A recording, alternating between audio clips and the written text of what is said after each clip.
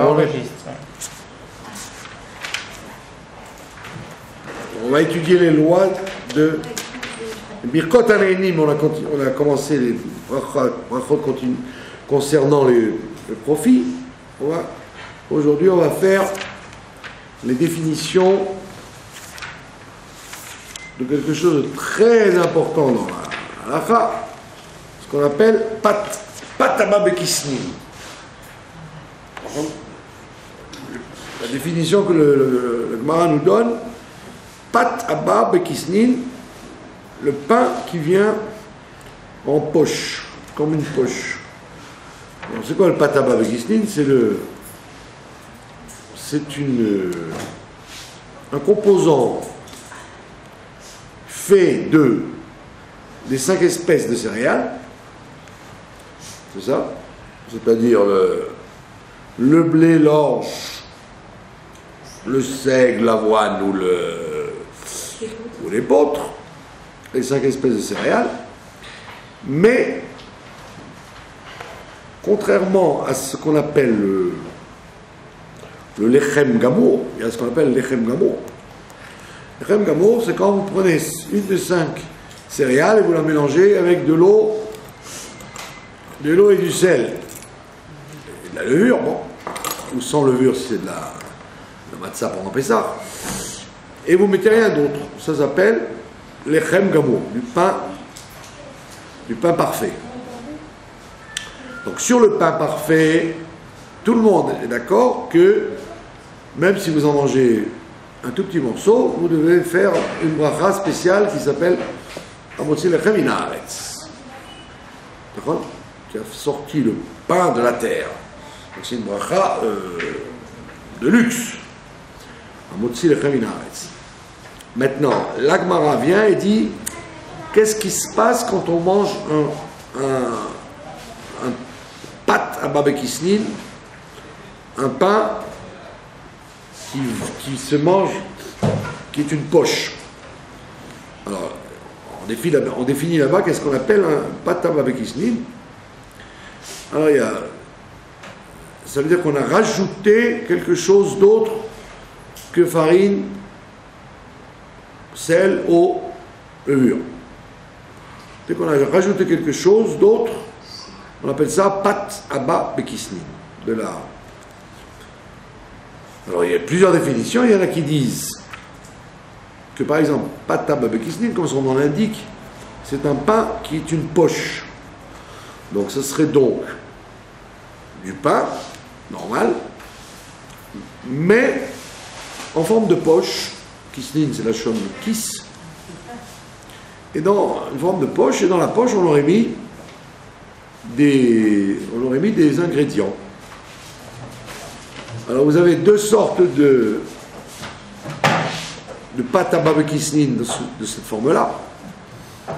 Soit vous mettez des ingrédients sucrés, soit vous mettez des ingrédients salés. Alors à ce moment-là, il y a une discussion.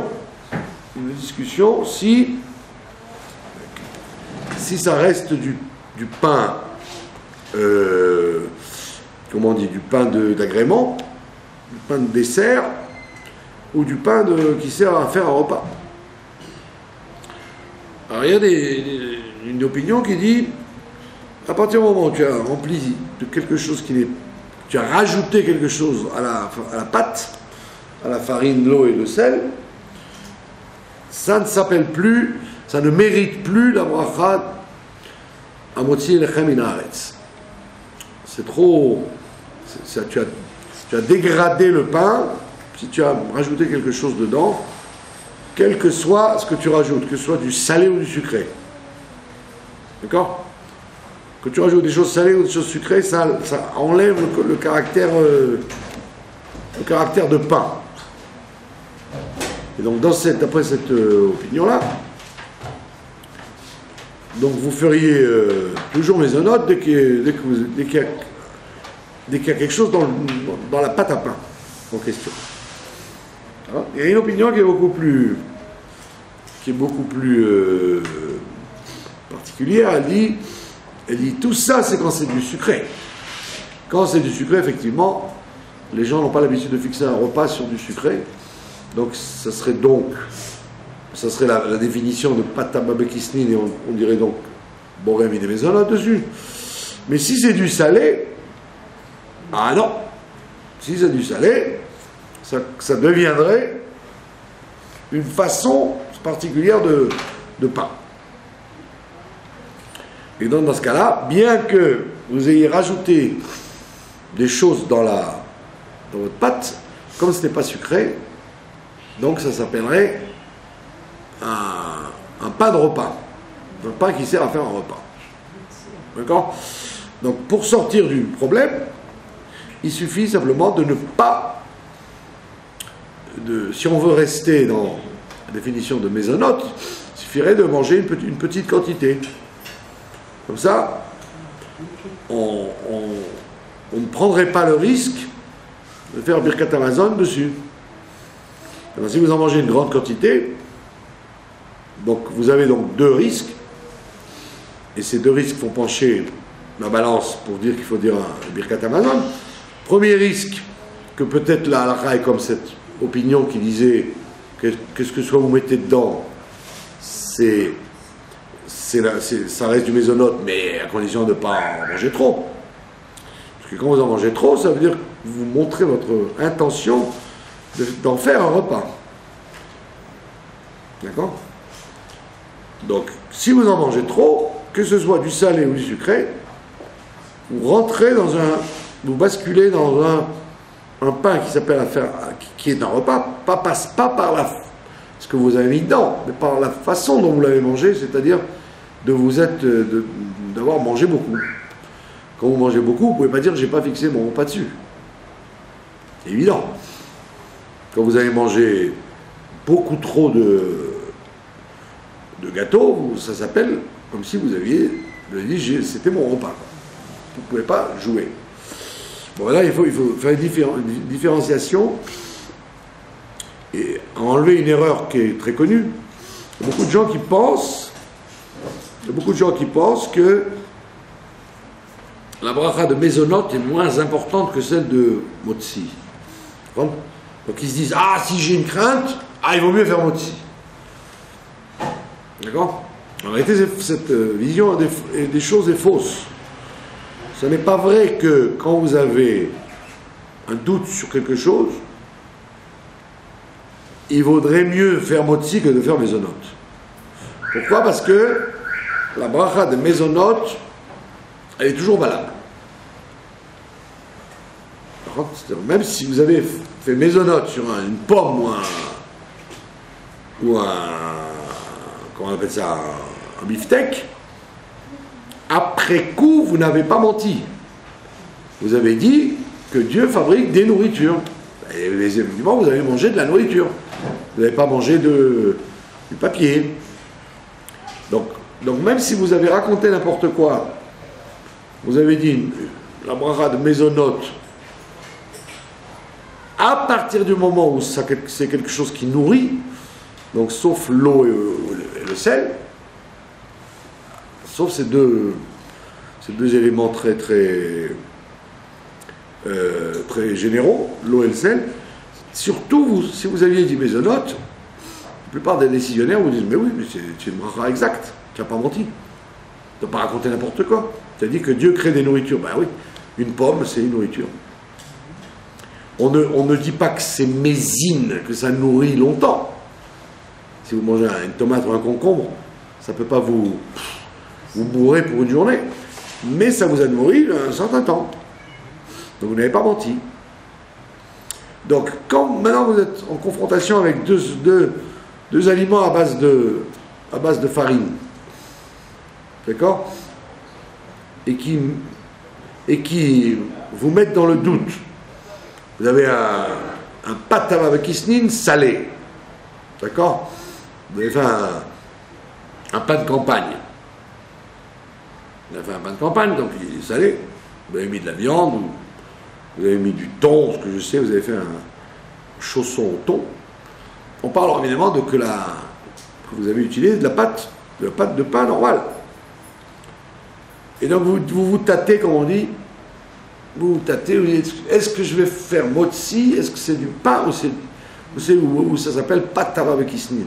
C'est un amuse-gueule. Alors, quand vous ne savez pas, il vaut mieux toujours pencher vers le mésonote. C'est évident. Parce que faire motzi, c'est une bracha particulière. Il a sorti le pain de la terre. Ça ne peut s'appliquer qu'à quelque chose qui s'appelle du pain absolu. Pour mériter une bracha aussi forte que Amotzi Lechamim Haaretz, comme c'est une bracha très particulière, vous ne pouvez la consacrer qu'à des choses très limitées. Donc dès que vous avez le moindre doute, il vaut mieux basculer en disant mésonote parce que vous ne mentez pas, que de mentir en disant qu'il a sorti le pain de la terre alors que ça ne s'appelle pas du pain. Donc, quelle est donc la définition d'un pain? C'est soit comment il est fait, soit qu'est-ce qu'on en fait. Comment il est fait? On a dit le seul pain absolu, c'est le pain qui n'a rien d'autre que lui-même, farino, hein, donc lui c'est un pain absolu pour tout le monde. Mais dans ce que vous en faites, c'est aussi une définition de pain absolu. Si vous décidez subjectivement de faire un repas sur quelque chose qui n'est pas un pain absolu, ben ça devient un pain absolu parce que vous avez fixé un repas dessus. D'accord? Donc aussi bien la bracha riche première, à motzi ou mésonote, que la bracha dernière, allez-vous dire à la michia ou allez-vous dire birkat Hamazon? Si vous avez un doute, il vaut mieux dire à la michia que de dire birkat Hamazon. Parce que, pourquoi? Parce qu'on dit que la bracha ce qu'on appelle, on les appelle me'ein shalosh, une bracha qui ressemble à 3 brachot. On fait cette bracha finale quand on mange un des 7 fruits d'Israël, cette catégorie d'espèces sur laquelle Israël est loué. Le vin, les olives, les grenades, les céréales, d'accord, les grenades, les dattes et les raisins, etc. Donc, cette bracha qu'on fait à la fin, on l'appelle Me'ein Shalosh, un échantillon de 3. De 3 quoi? De 3 brachot du Birkat Hamazon. C'est-à-dire que dans le Birkat Hamazon, vous avez 3 brachot. Une qui parle de la nourriture, Hazan et Akol. Une qui parle de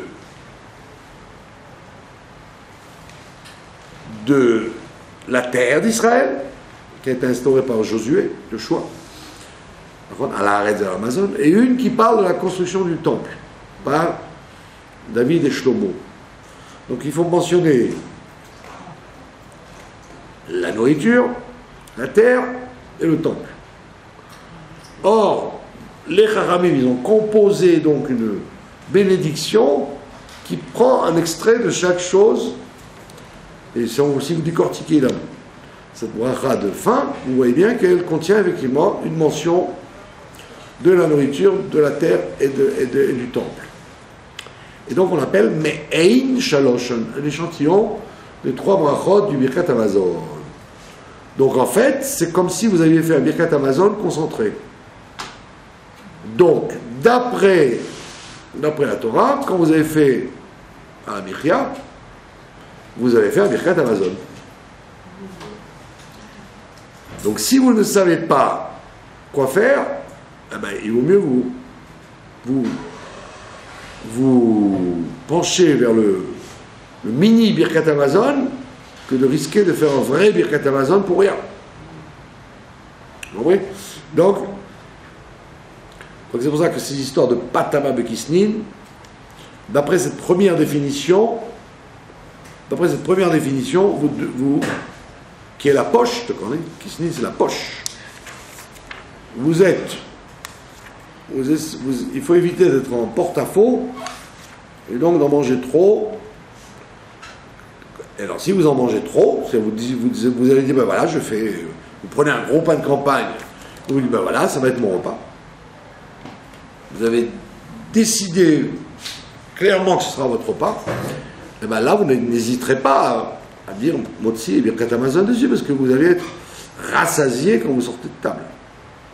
Mais si vous n'en mangez qu'une tranche, qu'elle soit salée ou sucrée, on vous éviterait de vous engager à déclarer que c'est un pain gamour. Deuxième définition de patara bekisnin, c'est la composition avant la cuisson. Quand vous composez ça avant la cuisson. D'accord? C'est-à-dire, c'est pas que vous avez fait du pain et vous l'avez bourré d'ingrédients. Avant même d'en faire du pain, vous l'avez mixé avec quelque chose d'autre. D'accord? Pâte à bekisnin, c'est quand vous prenez une pâte et que dans la fabrication de la pâte, vous avez rajouté quelque chose qui lui enlève son statut de pain, de vrai pain. Que ce soit du lait, du jus de raisin, de l'huile, des olives, trop de sel, trop de sucre, tout ce que vous voulez, tout ce qui sort des sentiers battus de la farine, l'eau, le sel et la levure, d'accord? Vous l'avez fabriqué avec, vous l'avez pétri avec, d'accord? Vous l'avez pétri avec, et donc on l'appelle patara bekisnin. Et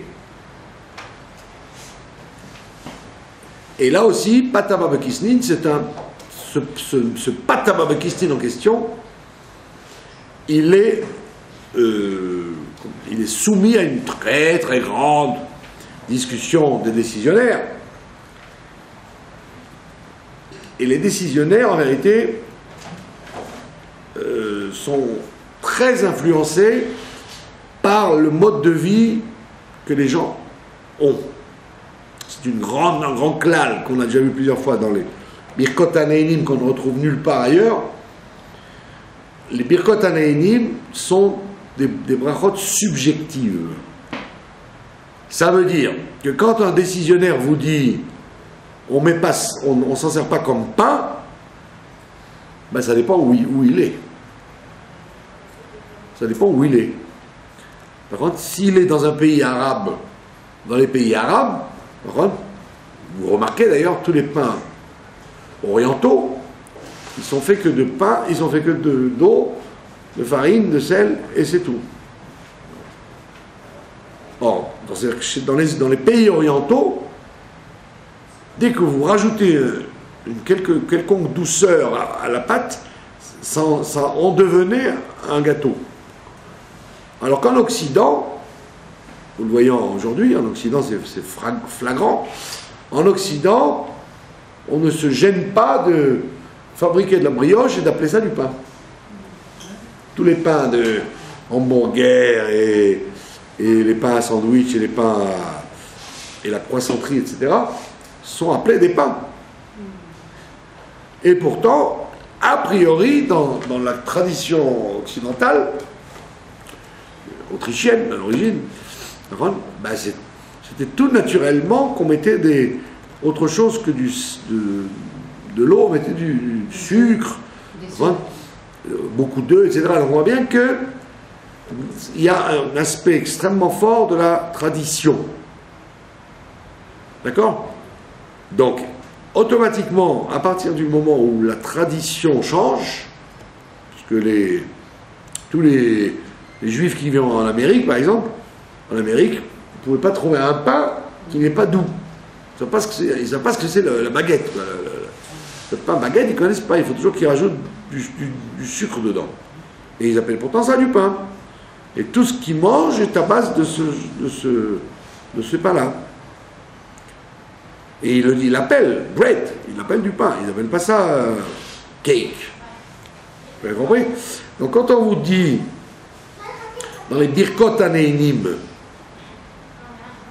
quand un possèque vous dit c'est du pain, ben, il faut voir où il habitait et dans quel contexte il vivait. Okay? Surtout qu'à l'époque, il n'y avait pas de sucre. Les gens ne connaissaient pas le sucre encore. C'est venu. C'est pas vieux le sucre.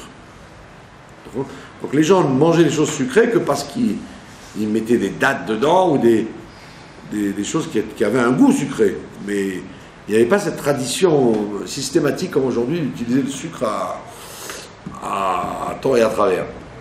Donc c'est pour ça qu'aujourd'hui c'est très difficile de fixer si quelque chose s'appelle du pain ou pas, si on peut dire je fixe une souda dessus ou pas, parce qu'effectivement dans la plupart des pays, les gens fixent des repas, et leur repas essentiel avec des pains sucrés, et ils trouvent ça normal. Ils trouvent ça bizarre les gens ont trouvé une pita bizarre ou une baguette bizarre. Alors que si c'est brioché, on dit, bah oui, c'est du pain. Vous avez compris?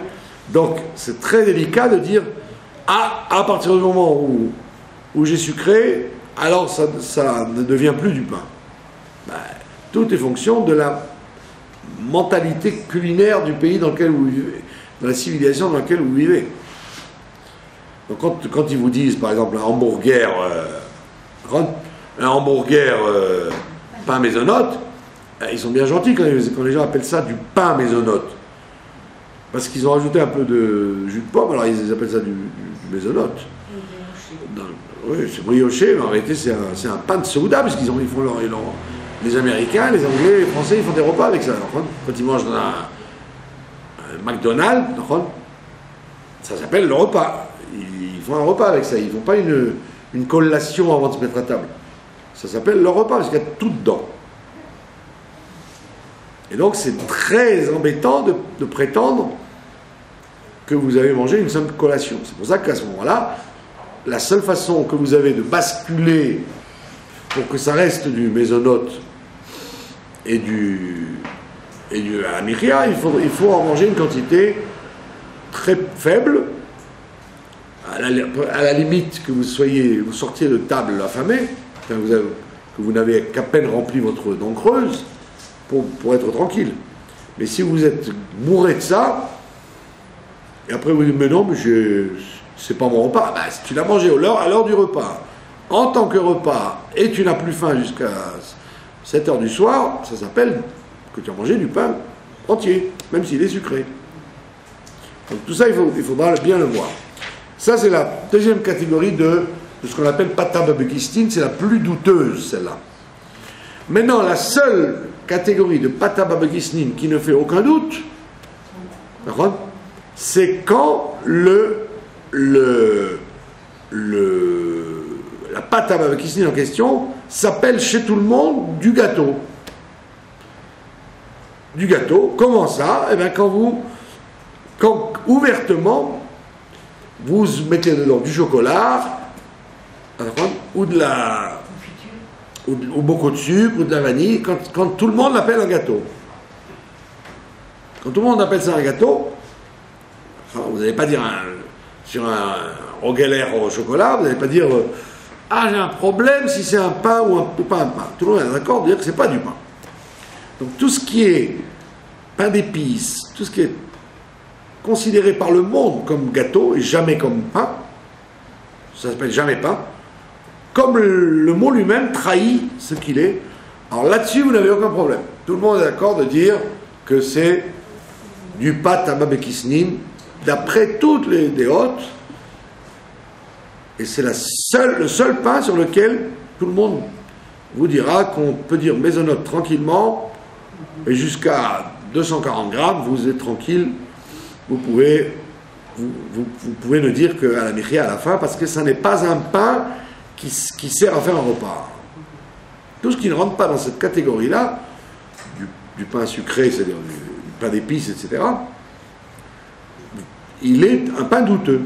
Et il y aura toujours une marloquette dessus.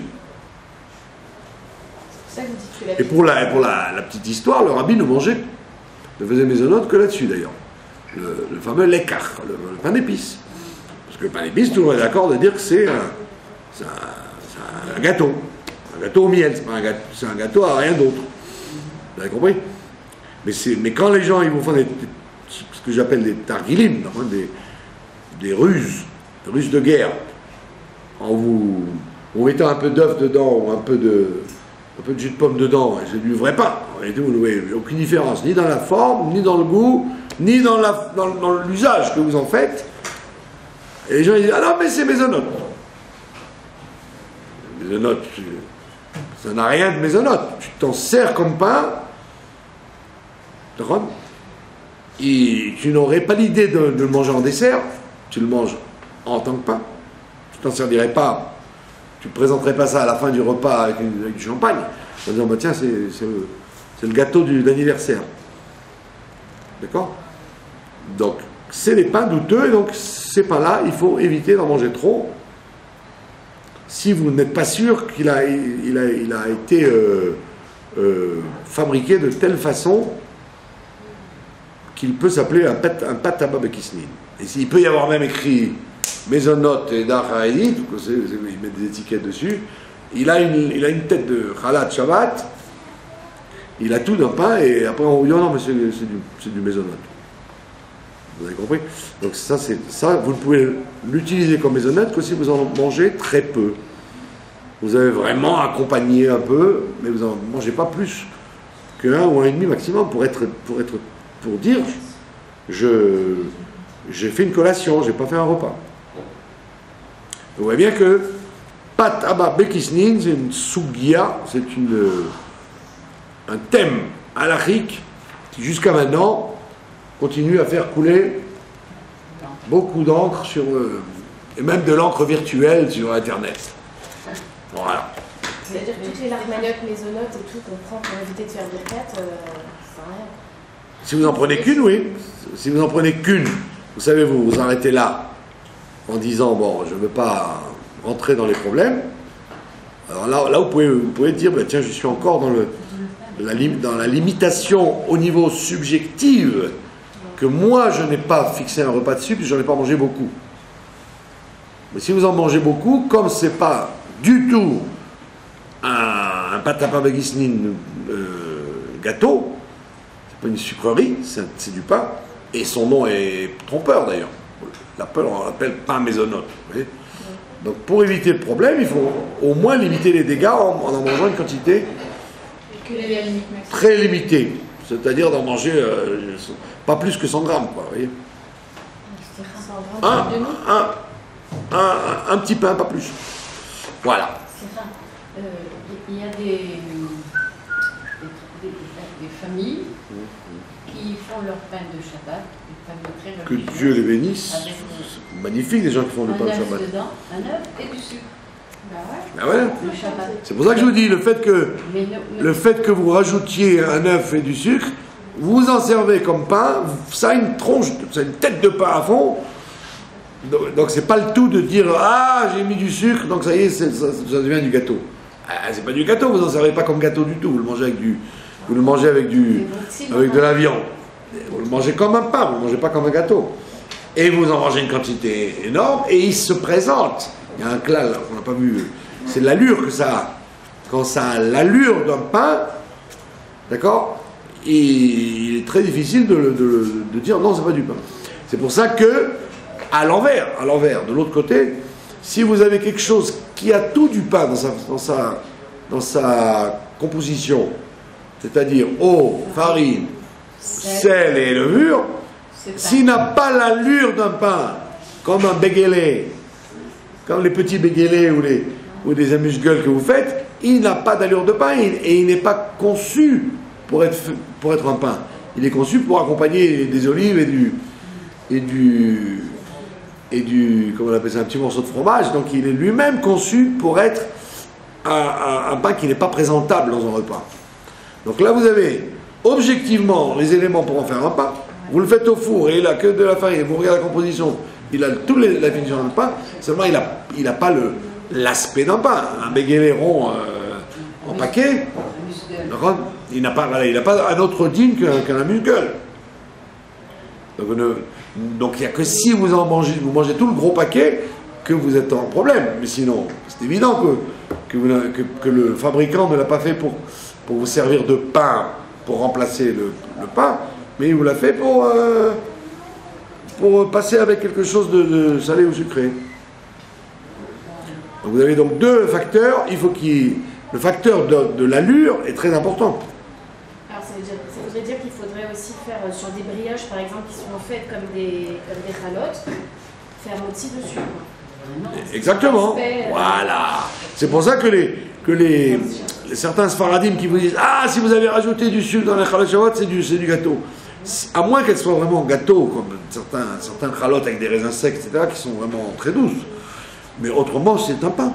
C'est pas parce que c'est un peu doux que ça lui enlève son caractère de pain. Surtout que les gens au Hachem le Shabbat ils en mangent une quantité où ils n'ont plus aucun safek. Ils n'ont plus aucun problème de quantité. Donc on n'a plus peur quand on fait des chalotes de rajouter trop de sucre, mettre trop de trucs, machin. Oui, si c'est pas écœurant, oui, si c'est pas du gâteau réellement, vous n'avez pas peur. Vous avez compris? C'est pas le tout de... Vous pouvez rajouter autant de sucre que vous voulez, ça s'appelle du pain. Vous avez compris? Ça dépend des communautés, mais la plupart des communautés, c'est pas vrai, elles font des chalotes à peine sucrées. Sauf celles qui sont à raisin sec, etc. Celles-là qui sont à raisin sec, je suis d'accord avec vous, qu'elles ont plus un goût immangeable de pain. Vous avez compris? Mais tant que vous la sucrez, et qu'elle s'appelle encore brioche, ça s'appelle du pain. Ça s'appelle du pain. Il ne faut pas dire ah non, j'ai mis du sucre, ça devient du gâteau. Vous n'avez pas eu l'intention de faire du gâteau, puisque vous lui avez même donné la forme de la challah qui va sur la table. Voilà. Vous avez compris? Donc, je vous dis, concrètement, dans tous ces problèmes-là, si vous avez le moindre doute, vous direz maisonnote, quand vous avez un doute, comme ça vous êtes tranquille. Maintenant, sur la quantité, il faut savoir s'arrêter avant, sinon vous ne pouvez plus dire mais je suis dans... c'est une collation. D'accord? Et on peut commencer par maisonnote et finir par birkat. Exactement. Vous pouvez arriver à une situation où vous commencez par maisonnote, mais pris par votre appétit, vous avez terminé en birkat. Surtout qu'il y a une discussion qu'on n'a pas vue, c'est la quantité de choses qui s'accompagnent. Parce qu'en général, quand les décisionnaires parlent, ils parlent que du pain tout seul. Parce que les gens mangeaient que ça tout seul. Mais aujourd'hui, la plupart des gens mangent ça avec quelque chose. Et donc, vous pouvez être rassasié largement, pas grâce au pain que vous avez mangé, mais grâce à ce que vous avez mis avec. Voilà. Pardon ? Voilà, la pizza, ça s'appelle... Ça rentre dans la même définition. D'accord? La pizza, c'est un truc qu'il ne faut pas abuser. Si vous abusez, vous êtes dans un repas total. Si vous n'en abusez pas, même si la pâte à pain, vous pouvez dire maisonnote au départ, puisque ce n'est pas fait comme repas à partir du moment où vous savez vous arrêter. Il faut savoir s'arrêter, quoi. Une part et demie maximum. Après, vous êtes déjà rassasié. Ou en tous les cas, un individu qui n'est pas glouton est déjà rassasié. Voilà. Maintenant, on va passer à la paracha de Korach. D'accord? La paracha de Korach, qui est une paracha extrêmement dramatique. D'accord? Qui était extrêmement dramatique. Et ce qui est intéressant dans cette paracha de Korach, c'est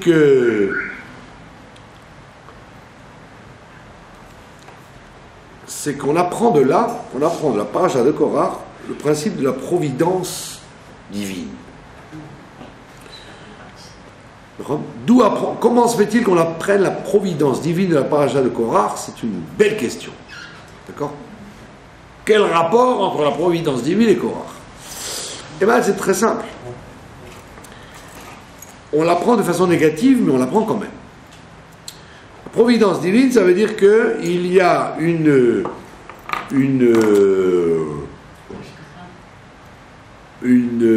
intervention sur chaque détail de la création contrairement à ce qu'on aurait pu croire qu'il y a une intervention générale et complètement farfelue, et quand il y a une intervention medouillakette précise, ça s'appelle la providence divine.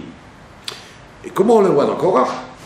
C'est que dans l'histoire de Korah, vous avez tout un agglomérat de gens qui se révoltent.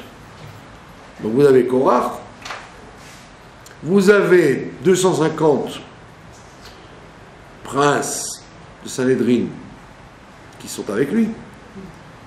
Vous avez Dathan et Abiram qui eux ne sont pas, ils sont avec lui pour la dispute, mais ils ne sont pas avec lui dans l'argument. C'est-à-dire que Dathan et Abiram, ils ont l'habitude de casser les pieds à Moshe depuis l'Égypte. Donc ils sont avec Korah, mais pas parce qu'ils veulent être Kohanim, ou ils ont un intérêt dans l'Avodat Hashem. Ils veulent la bagarre pour la bagarre, comme depuis l'Égypte. D'accord? Et après, ceux qui grognent, qui critiquent les punitions divines, et la Torah vous définit dans le détail chaque punition de chacun. Moshe lui-même, il dit, un aurait fauté et tu vas punir tout le monde de la même façon. Donc c'est-à-dire que Moshe lui-même demande à ce qu'il y ait une providence dans les punitions. Alors vous allez voir que Korah et sa famille vont être engloutis, la terre va s'ouvrir par la demande de Moshe de créer spécialement une fosse qui n'a jamais existé jusque-là. Donc la terre va s'ouvrir pour Korah et sa famille. Ceux qui ont fait les encens, les 250 princes avec l'encensoir, eux ils vont être brûlés par l'encens, comme Nadab et Abihu. Et ceux qui ont grogné, en disant ah, il n'y a que des morts dans cette histoire, ils vont mourir d'épidémie. Donc vous avez 3 sortes de morts dans la même opération. Et ceci aux yeux de tout le monde, ça veut dire. Donc pour une catégorie, la terre s'ouvre, elle engloutit les gens et les biens. Une autre, ils sont consumés par le feu, et l'autre, ils sont tués par une épidémie. Et de là, on apprend qu'il y a une providence divine. De là, on l'apprend. Parce que chaque faute a été comptabilisée en fonction de ce qu'elle était. C'est ce que le Shla nous explique. Le Shnei Luchot HaBrit, il dit que dans la Torah, il y a 4 peines de mort. D'accord ? La lapidation, le feu, enfin le plomb brûlant, l'étouffement par strangulation et la décapitation, comme Charles Stuart. Donc il y a 4 sortes de morts et le Shla il dit qu'est-ce que vous croyez pourquoi la Torah discute quelle peine on devait infliger à telle personne. Vous voyez bien, on l'a vu la semaine dernière avec celui qui a ramassé du bois dans le désert, on ne savait pas quoi lui faire. Celui qui avait profané le nom de Dieu, on ne savait pas quoi lui faire. À chaque fois, on voit que on ne cherche pas à tuer une personne pour se débarrasser d'elle. On cherche à lui infliger une peine qui est en rapport exact avec ce qu'elle a fait. Et donc le Shla, il vous dit, les punitions de la Torah ne sont pas des punitions de vengeance, de la vengeance soit de Dieu, soit de la société sur quelqu'un, mais les punitions de la Torah sont une réparation identique à la faute qui a été faite. Comme la faute a été faite, la punition doit être. Donc il doit y avoir une providence. Là, elle est divine dans la paracha. C'est-à-dire qu'il nous, on n'a rien à faire, on regarde. Mais qu'après, du temps où il fallait infliger des punitions, il fallait savoir exactement qu'est-ce qu'on devait faire et comment. Pourquoi? Parce que il n'y a pas un intérêt social comme aujourd'hui. Quelqu'un, il a tué, il a volé, il a violé, alors on le met en prison, puis on attend.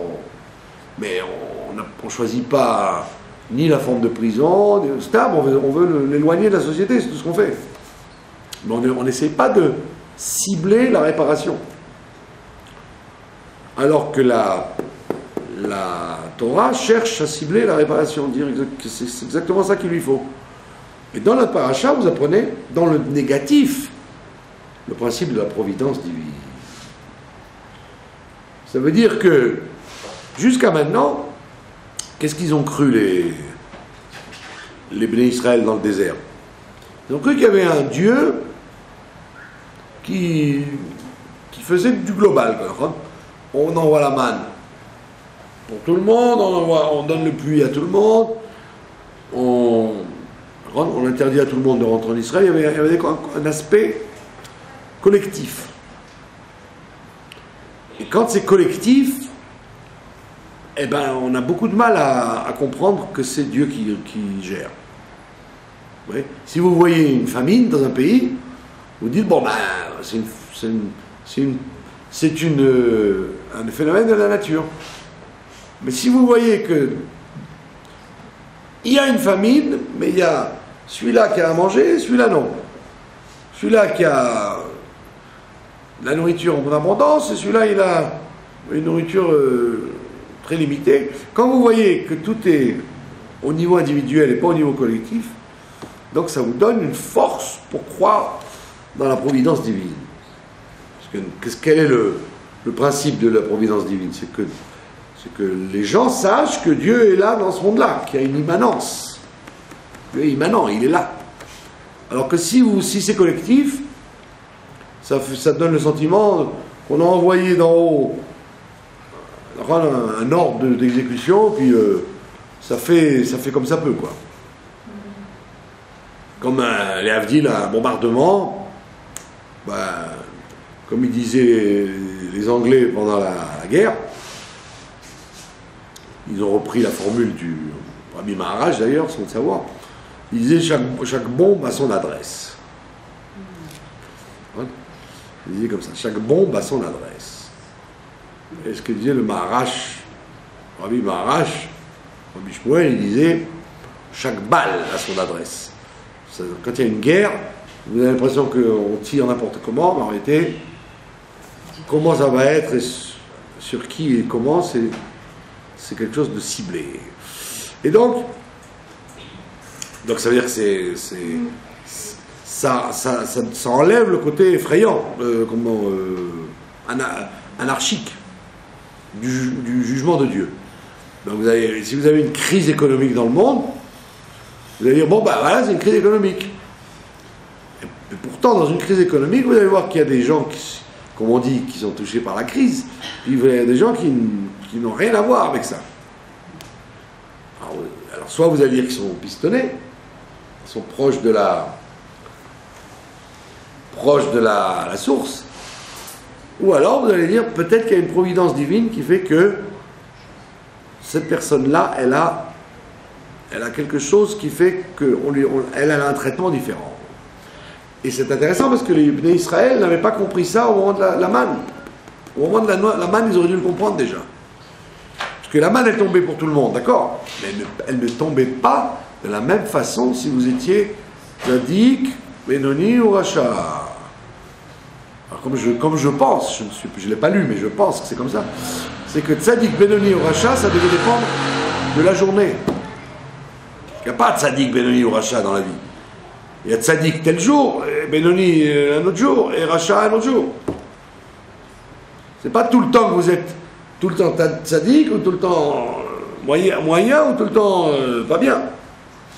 Donc les gens devaient se mesurer, devaient se calibrer et se juger en fonction de comment la manne leur tombait ce jour-là. Celui qui avait la manne en gâteau tout fait devant la maison, Lui, il savait qu'il était tzaddik. Comme j'ai dit à quelqu'un, le jour où tu recevras les chèques dans ta boîte aux lettres, tu n'auras même pas besoin d'aller les chercher à la poste ou chez le donateur, c'est que tu t'appelles tzaddik, quoi. Tu n'as même pas besoin de te déranger, c'est-à-dire, le chèque est dans ta boîte aux lettres, déjà. Ou l'argent dans ta boîte aux lettres. Donc tu es tzaddik. Comme lui, il savait le matin, tac, oh, devant la tente, au frais, il avait sa part de manne. Le gars qui était moyen, d'accord, il devait déjà courir quelques mètres en dehors de la maison. Et celui qui était rachat, non seulement il devait aller courir, mais après il devait le piler. Il devait rentrer à la maison et piler sa manne. D'accord? Il devait la travailler. Donc, je vous l'ai dit, je ne l'ai pas lu, mais ça me semble évident que c'était comme ça, que ça marchait à la journée. Et donc les gens connaissaient leur niveau spirituel en fonction de la manne qu'ils recevaient. C'est sûr qu'il y a des gens, toute leur vie, ils n'ont pas bougé, mais la plupart des gens, ils étaient sûrement logés à une différente enseigne. Et donc ils auraient dû déjà comprendre qu'il y avait une providence divine. D'accord? Et c'est intéressant parce que la Torah ne nous apprend pas la providence divine de la manne, les livres nous apprennent la providence divine de Korah. Parce que Korah, c'était aux yeux de tout le monde. Puisque la Torah vous dit que quand la terre s'est ouverte, tous les gens se sauvaient, parce qu'ils se disaient je vais être englouti. En réalité, non, n'a été englouti que Korah et ses enfants. Ceux qui n'ont pas fait de tchouva. Donc ça veut dire qu'il y avait une sélection très très particulière. Quand même qu'il y en a eu 2 qui ont été sauvés. Voilà, il y a eu les enfants de Korah qui ont été sauvés, qui ont donné par la suite Shmuel, qui sont des descendants. Ils ont fait de tchouva avant, donc ils ont été sauvés. Donc ça veut dire qu'il fallait vraiment être aveugle. Et les 250 princes qui ont été brûlés par les encens, c'est 250 et pas un de plus. C'est-à-dire c'était ni dehors, ni dedans, c'était des gens ciblés. Comme le Nadav Abihu, qui a été brûlé de l'intérieur par l'encensoir. Et après, les gens qui ont grogné, hop, une épidémie. Et il a fallu encensoir de Aaron pour dire, encensoir, il arrête aussi la mort. N'est-ce pas qu'il en amène la mort, il peut l'arrêter aussi. Donc les gens, ils ont pris une leçon. Une leçon en disant, bah tiens, on voit bien que c'est exactement en fonction de ce qu'ils ont fait qu'ils ont été punis. Et donc nous, malheureusement la Torah nous l'enseigne négativement, mais nous devons apprendre ça de l'autre côté, positivement. Non ? Positivement, ça veut dire que il y a une providence divine et que pour pouvoir en bénéficier, il faut donc être un cli. Il faut être un cli. Il faut se dire, je dois être un réceptacle de la providence divine. Et donc au jour le jour, je dois savoir comment je suis perçu par en haut, en fait, par le Beddin d'en haut. Vous comprenez? Et donc ça marche à la journée. C'est un jugement à la journée. Pas comme on croit qu'il y a un jugement global à Rosh Hashanah, et puis voilà, comme ça s'est terminé au fait, c'est comme ça qu'on est jugé. Pas du tout. Tu as un jugement global et après un jugement à la journée sur tous les besoins de la vie. Les besoins matériels et spirituels de la vie de la journée sont jugés en fonction de la providence divine. Et donc c'est très important de savoir ça. D'accord? Et d'ailleurs, vous voyez bien qu'il y a une petite anecdote liée avec ça, c'est que la Haftara que nos sages ont choisie, l'Haftara de Korach, c'est la Haftara qui parle de Shmuel, son descendant qui n'a pas été un des descendants qui n'a pas été englouti parce qu'il a fait tchouva avant. Donc Shmuel Hanavi, qu'est-ce qui se passe? c'est celui qui a pris la plus grande gifle de l'histoire, Shmuel Hanavi, puisqu'il était comme un roi. Il était le dernier juge, aimé du peuple entier, par les 12, et il a unifié les 12 tribus, ce que personne n'avait fait avant lui. Il a unifié les 12 tribus, Shmuel Hanavi, et puis une fois qu'il les a unifiées, viennent le peuple, les responsables du peuple, et disent, tu sais quoi, on veut un roi. Il dit, qu'est-ce que je vous ai fait pour que vous me jetiez dehors? N'ai-je pas été, et il amène le même argument que Moshe Rabbeinu, comme Moshe Rabbeinu, il a dit, même un âne, je ne leur ai même pas fait payer. Même l'âne de la Shlichut, quand j'ai été chercher ma femme et mes enfants, alors j'aurais pu leur faire aux frais, les frais du peuple juif, au moins payer l'âne. Quand je suis revenu en Égypte, j'ai eu besoin d'un âne pour voyager, j'aurais pu au moins le mettre aux frais de la Géoula. Même ça, je l'ai pris à mes frais. Et Shmuel ressort le même argument. Il leur dit, non seulement je vous ai enseigné et je vous ai unifié pendant toute ma vie, mais le seul cadeau que vous me faites dans ma vieillesse, il n'était pas si vieux que ça, parce qu'il est parti à 52 ans, il dit, le seul cadeau que vous me faites, c'est quoi? On veut plus de toi, on veut un roi. Comme tous les goïms. On veut plus un régime pacifique comme le tien, on veut un roi avec le bâton, quoi. Et donc il a choisi Shaoul. Et il a, loyalement, il a nommé Shaoul, et la royauté a commencé comme ça. Donc c'est une gifle qu'il a pris sur la figure. Et il dit d'ailleurs, vous m'avez... Et Dieu il dit non, c'est pas toi qu'ils ont humilié, c'est moi. Ça veut dire que effectivement c'était très, très vexant. Alors, une fois, ils étaient arrivés à l'anarchie totale. L'anarchie dans le sens positif, c'est-à-dire que toutes les tribus se géraient elles-mêmes, d'après les lois qu'il faut. Il y avait la justice, et tout ce qui fait marcher le peuple, grâce à Shmuel, au lieu de lui dire, ben voilà, tu es comme notre roi, bravo, merci, ben, tu sais quoi, allez, dégage d'ici, on veut un vrai roi. Qui n'a jamais rien prouvé. Shaoul n'avait rien fait. Donc, qu'est-ce qui se passe là-dedans? On voit que Shmuel, il dit d'accord. Il aurait pu s'énerver, et il dit d'accord. Et pourquoi il dit d'accord, Shmuel? Pourquoi il est si... Il aurait pu faire comme Moshe Rabbeinu. D'accord?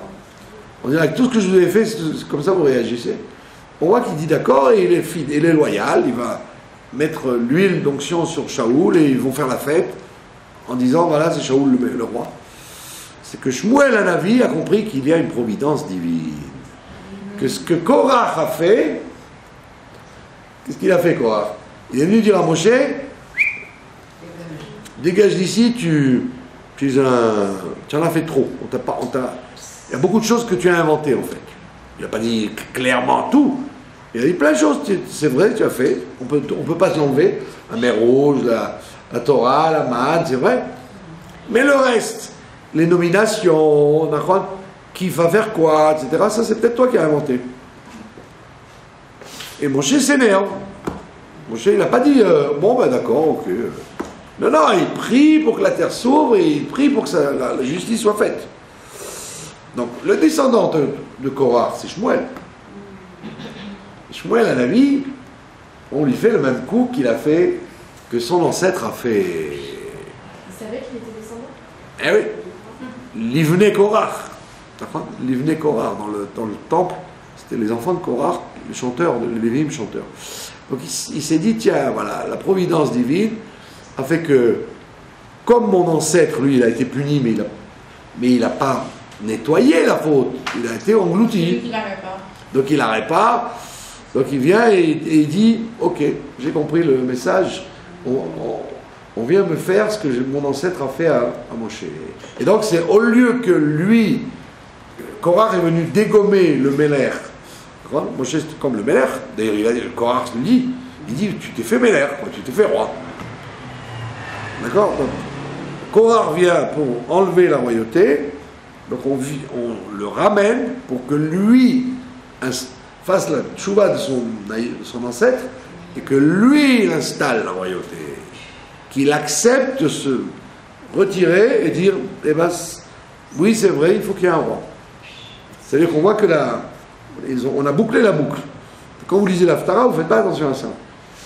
Et vous voyez qu'en vérité, encore une fois, c'est le principe de la providence divine. C'est que lui, Shmuel, aurait pu réagir très mal. Il a dit, c'est vrai que votre attitude est intolérable, mais je l'accepte quand même.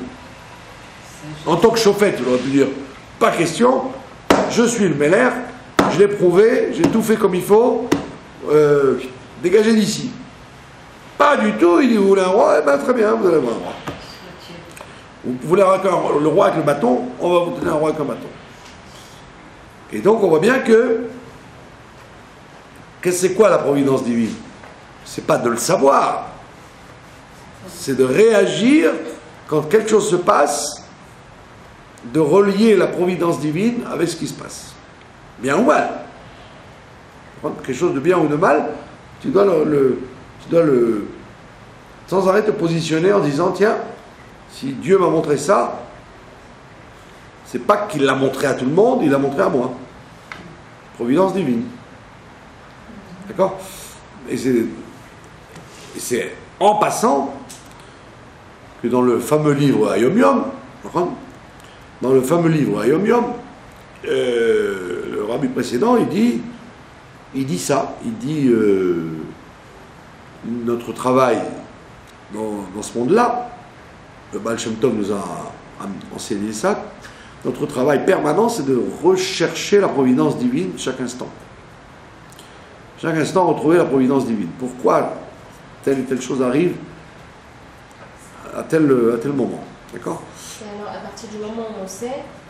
À partir du moment où on sait, on doit interpréter. Pourquoi? Et donc, on doit comprendre en quoi c'est un message que Dieu veut me faire parvenir. Et juste après, dans le Hayom Yom, il te dit, le rabbi précédent, quelle était la conséquence de la révolte de Korach?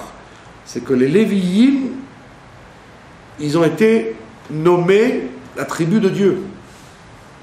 Alors jusque-là, on le savait qu'ils étaient la tribu de Dieu, qui devait être dans le temple, et s'occuper de la surveillance du temple, et chanter dans le temple, et porter les instruments. Mais on n'a jamais vu que c'était intéressant pour eux de faire ça. Dans la paracha, on vous dit, en conséquence de la révolution de Korach, ils auront en récompense le maaser. Le maaser et les dons. C'est-à-dire que leur travail dans le service de Dieu va être comptabilisé par le maaser, ce qui est énorme. Le 10e, c'est-à-dire plus que le Kohen. Le Kohen, il prend la trouma seulement, il prend une part infime. Les Lévi'im, ils prenaient le 10e de tout ce qu'il y avait. Donc c'était un beau cadeau qu'on leur donnait, en plus de donner les 24 parts des bêtes qu'on offrait. Donc on voit que qu'il y a un avantage matériel au service que les gens font. Et le rabbi précédent, dans son Hayom Yom, il dit, de là on apprend que Dieu te bénira dans tout ce que tu feras, donc il suffit de faire un peu, de faire un cli, un simple réceptacle pour faire descendre la bracha. Mais il dit, pour que la bracha soit vraiment entière, il faut que ce cli soit propre. Il ne faut pas qu'il y ait la moindre impureté de malhonnêteté dans ce cli. C'est-à-dire que ça s'adresse à des gens qui sont dans la Kedusha, quoi. Quand tu es dans la Kedusha, comme il y a la providence divine qui t'accompagne, donc si tu veux que la bracha soit impeccable, il faut que tu fasses très attention à qu'il n'y ait jamais une malhonnêteté quelconque dans toute opération que tu vas faire. Donc c'est pas le tout de dire je vais faire un réceptacle pour la bracha, comme l'agriculteur et le tailleur ou le cordonnier, mais tu dois faire très attention à ce qu'il n'y ait pas une once de tromperie, de malhonnêteté. Et non pas, comme certains pensent, que si c'est l'habitude du monde de mentir, alors on a le droit de mentir. C'est l'habitude du monde de tromper, on va avoir de tromper. Non, tu ne peux faire que si la halakha te permet de le faire. Si la halakha te permet de le faire, tu dois donc toujours être, comme tu te renseignes dans la cache-route, si on peut manger ça, pas le manger, ou qui c'est qui surveille ça, etc. Tu dois te renseigner dans tout ce que tu fais dans ton gagne-pain. Si ce que tu fais est droit, ou il est entaché d'une malhonnêteté, même d'une petite malhonnêteté, comme c'est connu dans la cuisine. Mais quand vous prenez un récipient, si vous ne l'avez pas bien lavé avant de cuisiner, vous aurez le goût de ce qu'il y avait dedans avant. Et vous dites, c'est bizarre, il y a un drôle de goût dans cette marmite. Ben oui, parce que vous avez laissé un tout petit fond qui était dégoûtant, et donc ça a donné le goût à toute la marmite. Donc ne dis pas, puisque c'est un tout petit peu, ça va être noyé dans tout ce que je fais de bien. Avec l'argent, je donne la tzedaka, je paye bien mes employés, je ferme le Shabbat, mais j'ai des petits trucs qui ne sont pas très cachers dans mon comportement. Je dis non, il ne faut jamais jouer à ça, parce que, comme c'est la providence divine, donc automatiquement, ça va avoir des répercussions au niveau de la providence. Et ne regarde pas ton voisin, parce que la providence n'est pas la même chez chacun. La providence n'est pas la même. La preuve, c'est que Korach, il aurait pu dire, bah, on est tous les mêmes, hein, on s'est révolté de la même façon. Lui, il a été puni beaucoup plus sévèrement, parce que c'était lui l'instigateur, bien que tout le monde l'ait suivi. Donc tu ne peux pas dire, ben moi, je fais quand même mieux que l'autre, donc je peux faire aussi les mêmes embrouilles que lui, ça ira, c'est pas grave, Dieu ne va pas regarder. La preuve, voilà, lui il est riche, ça marche très bien son business. Et pourtant, je peux vous en raconter de ce qu'il fait. Peut-être lui, il est riche, ça c'est pas ton problème, comment et pourquoi et jusqu'à quand. Mais toi, tu dois faire attention que ta casserole soit impeccable. D'accord? Donc c'est pas du tout évident, que ce soit en tant qu'employeur, que ce soit en tant qu'employé, ça dépend de ce que vous vendez, il faut faire très attention à ce que les choses soient claires. Sauf s'il y a, comment on appelle ça, un noal, une coutume. S'il y a une coutume, par exemple, quand on vous dit 100%, 100%, il y a une coutume en Europe, 5%, vous avez le droit de jouer sur 5%. Quand on vous dit 100%. C'est pas vraiment 100%, c'est 100% moins 5%. Mais c'est la coutume, tout le monde le sait. Donc on ne peut pas vous dire que vous êtes un voleur, puisque vous avez fait comme tout le monde, de façon officielle. Mais si vous faites quelque chose qui n'est pas officiel, mais qui est une tromperie, alors il faut demander à un rabbin religieux. Ben oui, il y a des rabbins qui ne sont pas religieux. Un rabbin qui craint Dieu. C'est pas une blague de moi, d'ailleurs, c'est le Rav Eliaou qui m'avait dit ça. À l'époque, j'avais un journal et je l'avais interviewé. Alors, je lui avais parlé d'un Rav, il m'a dit, est-ce que ce Rav est dati? Est-ce que ce Rav est dati? Je lui ai dit, ben oui, parce qu'il m'a dit, parce qu'il y a beaucoup de rabbinim qui ne sont pas religieux.